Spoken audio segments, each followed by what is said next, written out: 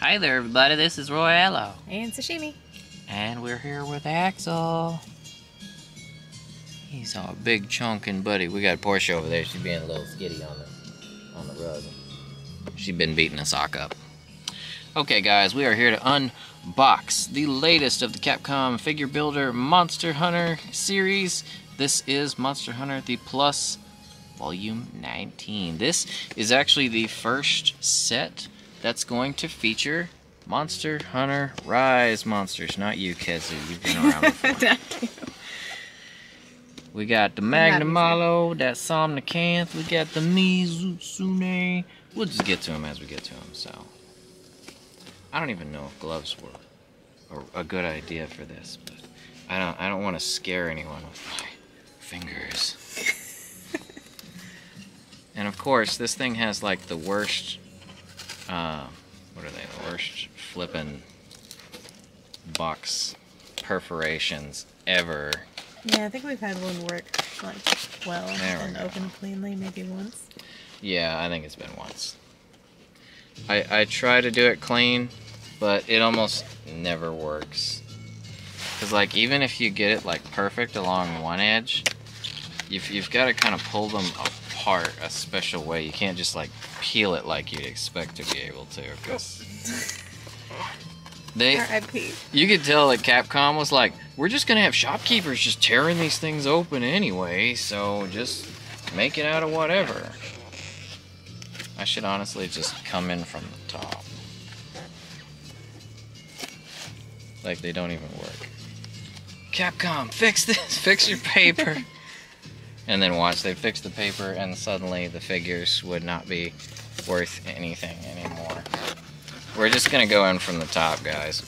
And we are greeted with a beautiful picture of our best buddy, Tetranodon. Alright, we have 6 figures in this set.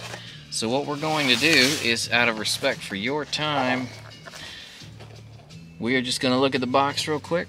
We're gonna open it up. I'm gonna put this first one together, and then after that we're gonna teleport all of them out of their boxes in complete form. So you do have a little perforation you can use if you do this, I'm gonna warn you, you have to tear open the back of the box to do that. So depending on whether or not you want to keep the boxes in really good shape, you're usually better off just kind of going through the top like that. You could also hit this area with a heat gun, maybe do an X-Acto knife through there because it's just a strip of glue. Yeah.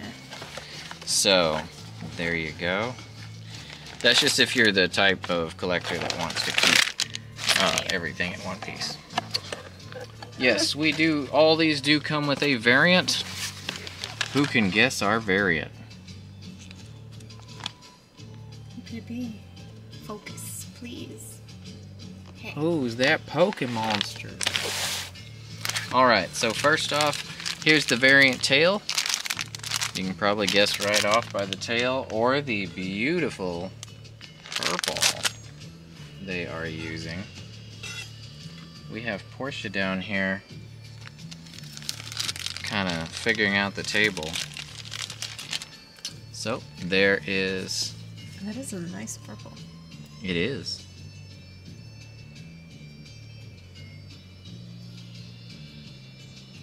I should have brought out the table. We'll also bring out the spinning table for you guys.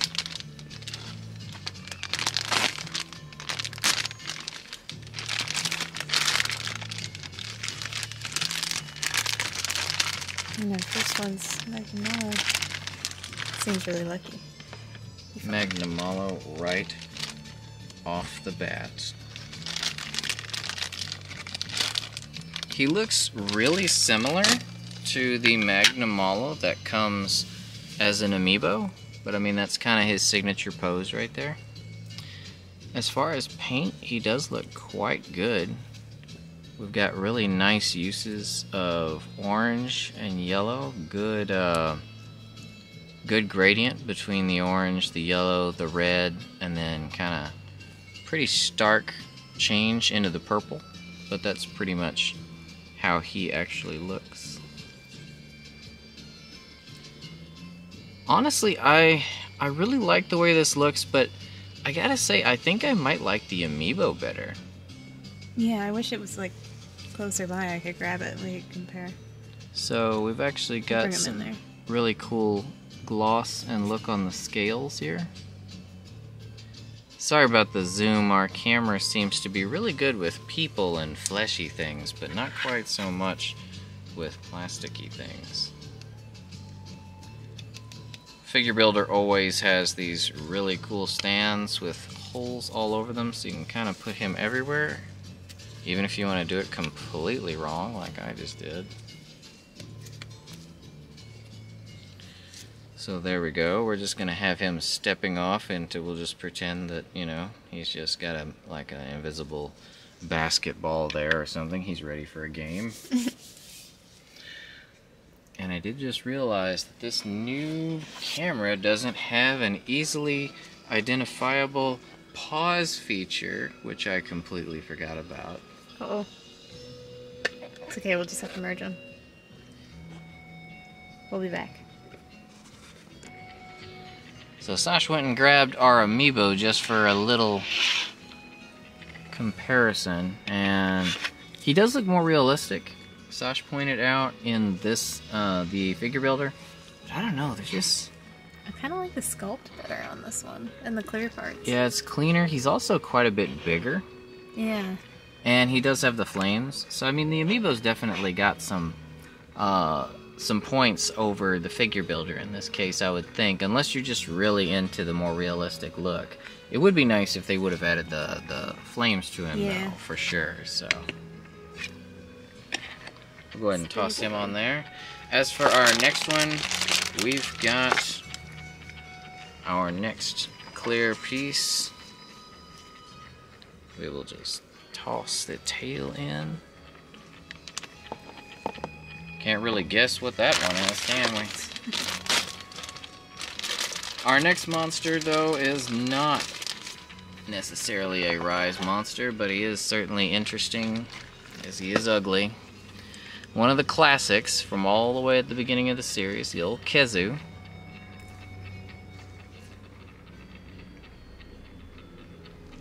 So the paint job on him is actually so accurate it's a little disturbing. You can see there's the blue, like the detail, he's got like this blue sheen. So you can see kind of like that like failing, or like not failing, but like translucent kind of nasty skin, like, you know, you can kind of see the layers underneath, like because of, I guess the blood might be blue underneath, but lots of detail here. It's a pretty visible seam for his neck, but not really that bad. I mean, that's kind of where I expected it. He's got the most manly and fashionable chest in Monster Hunter. If you say so. His wings, I always forget he's got these little divots in the wings. They're like a little, I guess, I don't know if it's like a, it helps him climb, I guess, in the caves. So we're just gonna make him sit right there for a second while I get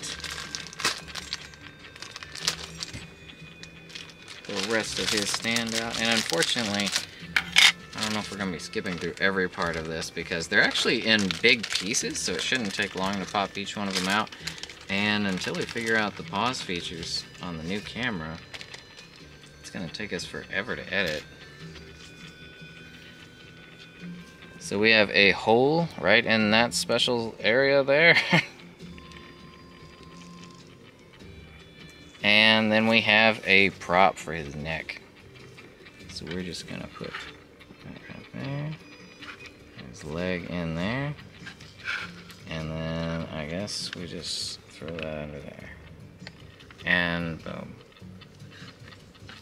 Maybe I'll put it a little bit closer.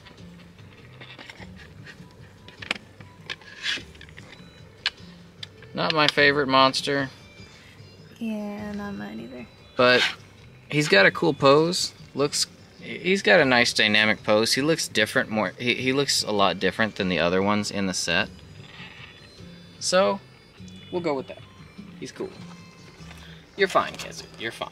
I'm sure you've got your own fan base, and everybody loves you, except for the people who don't. which is probably most people. Yeah.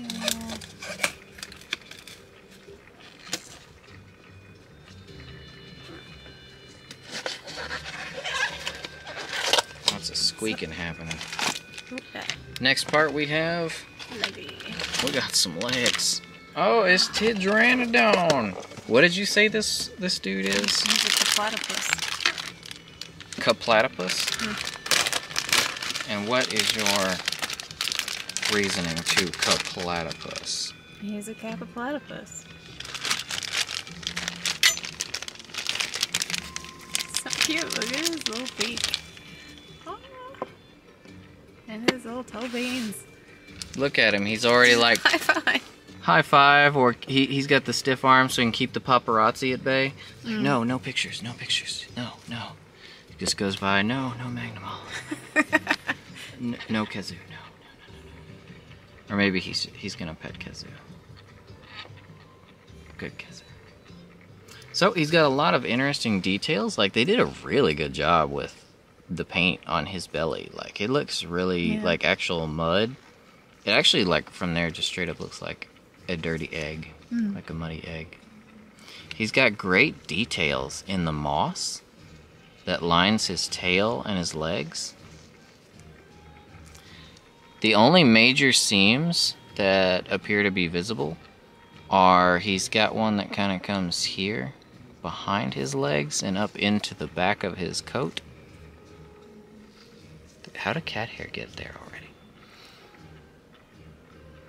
And then his other major seam looks to be this one. His belly seems to be its own little thing, like its own entity. So the belly is actually separately. But he's got great details. Like, look at that. You can even see his eye. Or maybe not. Here you go. Oh. Focus, please. Hopefully you guys can see it. It's trying. Really nice details on the back. All the little muddy dots. I will go ahead and get him up onto... Well, Axel's going under. Everybody's going under there. I don't know what's under there that's so interesting. I'll free this up for the couple. He actually has a peg, but I appear to have dropped it. Oh, so it's like under me. So we're gonna put him right there so you can admire him in all of his bulbous glory.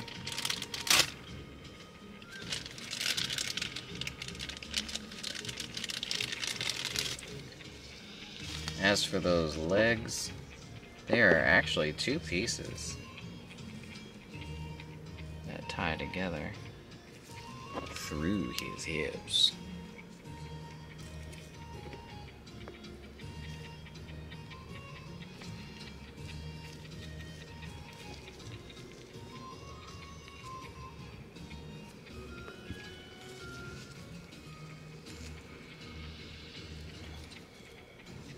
If you ever wondered what T-Rex version of Magnamollo would look like, it's Devil Joe Namalo.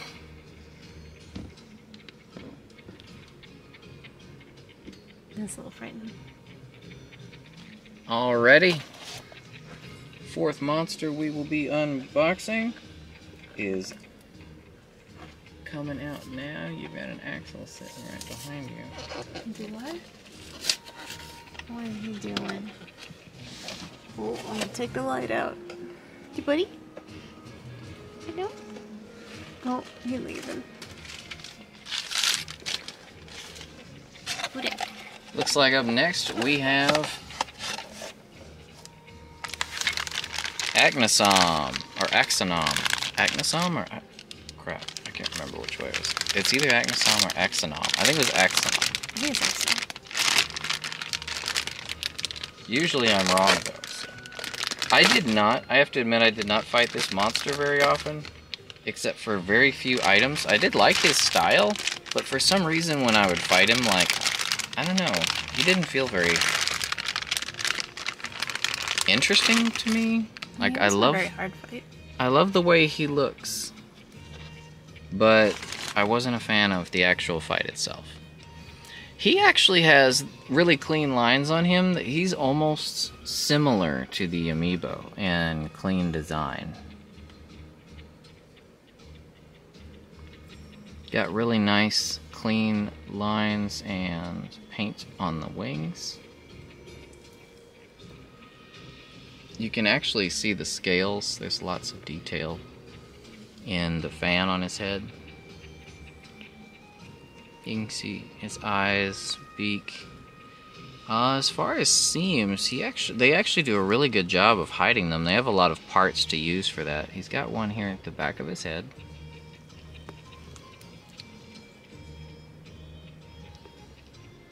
And he has some here under his wings for his arms. But really, that's pretty much where you would expect to see them. And they are very well hidden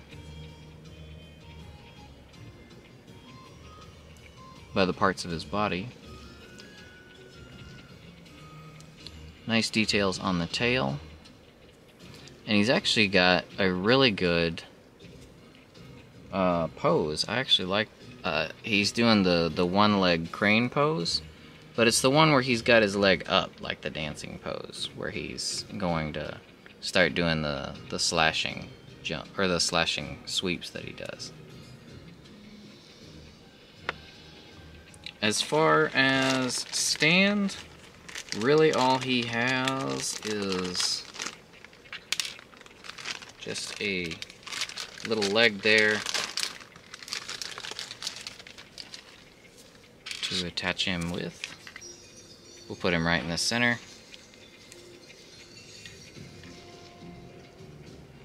I guess I'm guessing that's there because they expect his... It looks like they expect him to dip forward over time. Because he's got kind of a... I think it actually goes like this.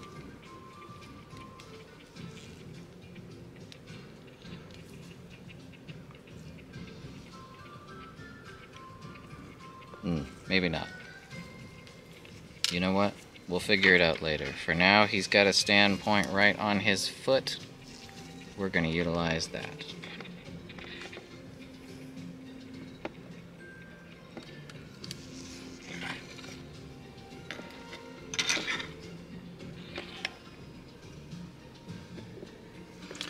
The part for Magna that he comes with is just Magna stand, so he gets the most boring part, the base.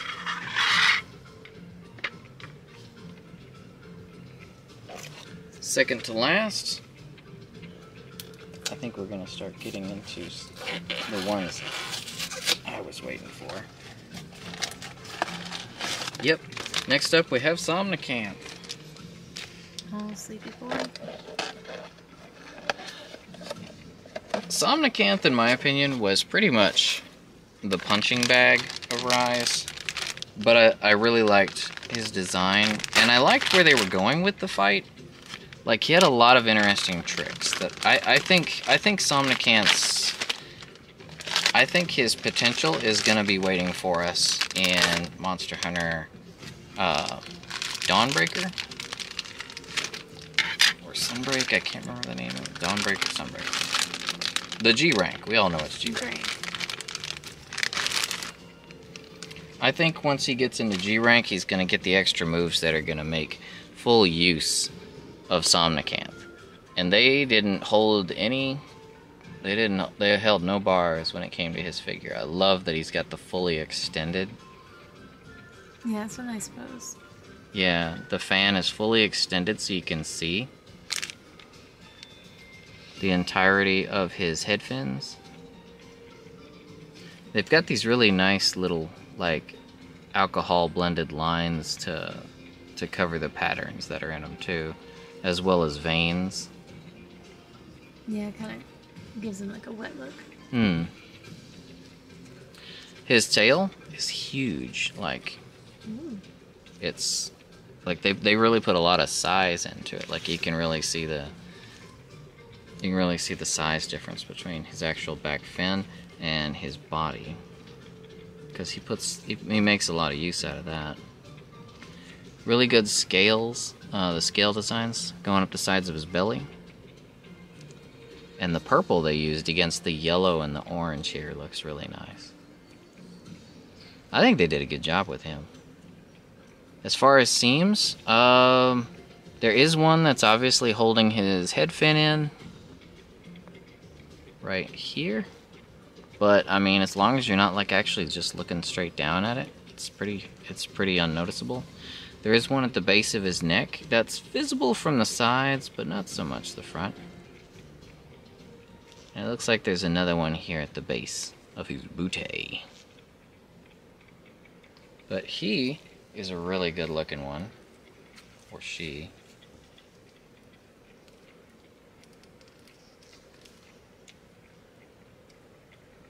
It seems like they really went with some odd placement on these, on the pegs this time around, though. Most of them seem to just be support, but they are in some pretty odd places. We'll throw those in later. Yeah, we'll figure out. I mean, he stands perfectly fine without it. Yeah, not many of them have the support poles. If you look at the ones in the case, just the ones that are like actually flying. Honestly, I'm thinking with Agnesam, I'm thinking if you put it on his back, you can actually have him with his leg out. I wouldn't be surprised if these were like they did with Beatotus and Juratotus. I wouldn't be surprised if these guys have a turf war, like another monster in another set that actually has, you can kind of put them together, like with the Juratotus figure. And Beatotus, you can wrap them around, I don't know if you can see that, you can wrap them around the Baroth. And they can either be two figures, or you can wrap them around the Baroth and kind of replicate their turf war. I'm willing to bet these guys might have a future figure that they'll be able to turf war with.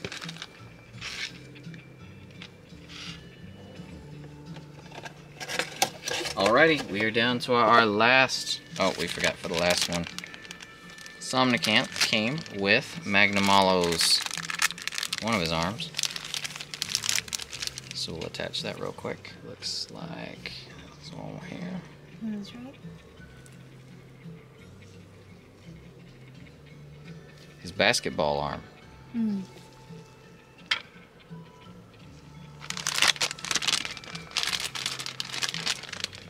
Alright, last but certainly not least is Mizutsune. Mizu is definitely one of my favorite designs. Really pretty. Yeah, you always seemed fond of Mizu when we fought him.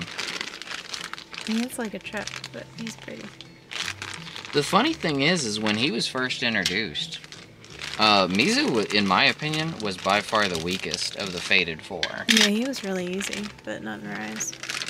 Yeah, in Rise, it seemed like someone gave him just the right moves, and they wanted to do him justice. So here we are with our Mizutsune.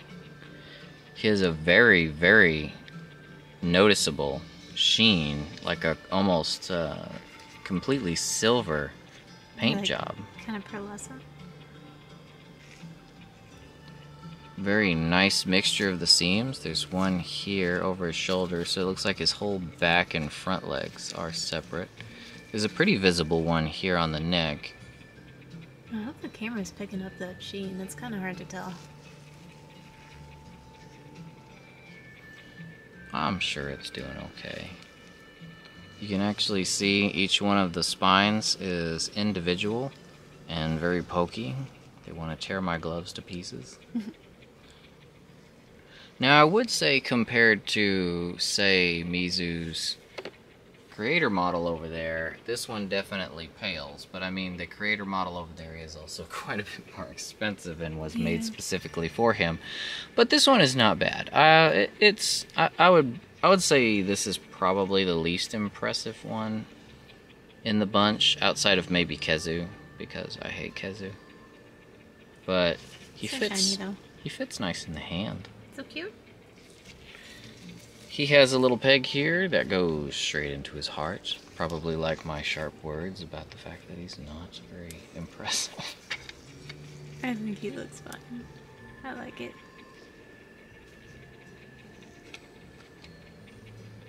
As long as one of us likes him. We're gonna just put him right here in the center. I'm probably just a sucker for Mizu. Lock him down. And I guess he's going to be the last up of the regulars. You can Google him while I get Magna's last arm out.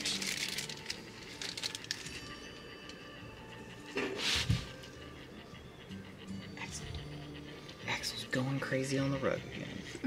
He flopped down hard. I don't know if y'all could hear that.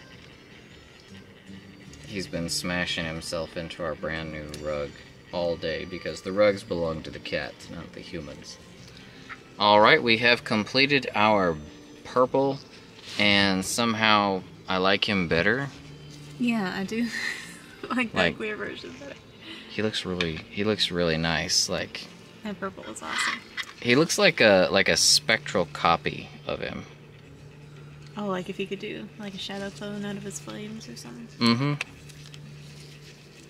Like he left a spirit, a shadow image of himself. His after image. His after image, that's it. His shadow. And then the real boss.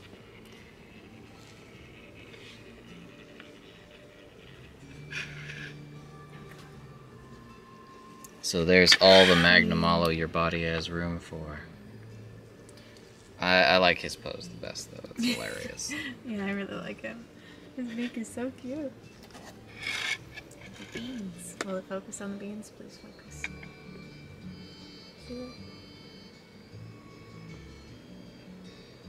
Beautiful bean footage.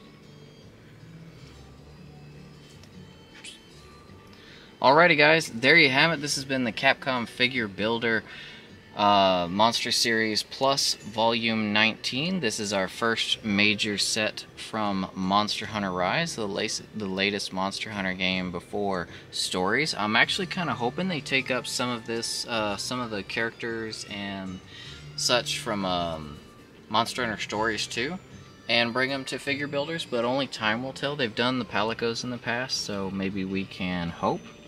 But there you have it. This in the back is an Amiibo, so he's not included. But you do get the twin Magnamollos.